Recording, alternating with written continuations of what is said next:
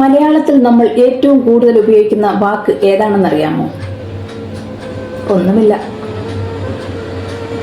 പക്ഷേ ഈ ഒന്നുമില്ല എന്ന വാക്കിന് പിന്നിൽ ഒളിഞ്ഞിരിക്കുന്ന വികാരങ്ങൾ എത്രയാണെന്ന് ആലോചിച്ചിട്ടുണ്ടോ?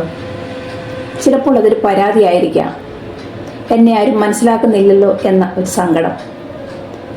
ചിലപ്പോൾ അതൊരു സ്നേഹമായിരിക്കാം, വെറുതെ എന്തിനാ മറ്റുള്ളവരെ കൂടെ വിഷമിപ്പിക്കുന്നത് എന്ന ഒരു കരുതൽ. ഇനി ചിലപ്പോഴത് ഒരു തിരിച്ചറിവായിരിക്കാം, ആരോടൊന്നും പറഞ്ഞിട്ട് കാര്യമില്ല എന്ന ഒരു ബോധ്യം. സത്യത്തിൽ ഒരാളോട് നമ്മൾ ഒന്നുമില്ല എന്ന് പറയുമ്പോൾ അതിൻ്റെ അർത്ഥം എനിക്ക് ഒരുപാടുണ്ട് പറയാൻ, നീ അത് കേൾക്കാൻ തയ്യാറാണോ എന്നാണ്. വാക്കുകൾ മുറിഞ്ഞു പോകുമ്പോഴോ പറയാൻ ആഗ്രഹിക്കുന്നത് പ്രകടിപ്പിക്കാൻ കഴിയാതെ വരുമ്പോഴോ ആണ് നമ്മൾ ഈ വാക്കിൽ അഭയം പ്രാപിക്കുന്നത്. അതുകൊണ്ട് ഇനി ആരെങ്കിലും നിങ്ങളോട് ഒന്നുമില്ല എന്ന് പറഞ്ഞാൽ അതൊരു വെറും വാക്കായി എടുക്കരുത്. അവരുടെ കണ്ണുകളിലേക്ക് ഒന്ന് നോക്കുക, അവിടെ കാണാം പറയാതെ ബാക്കി വെച്ച 1000 കഥകൾ. Have a good day.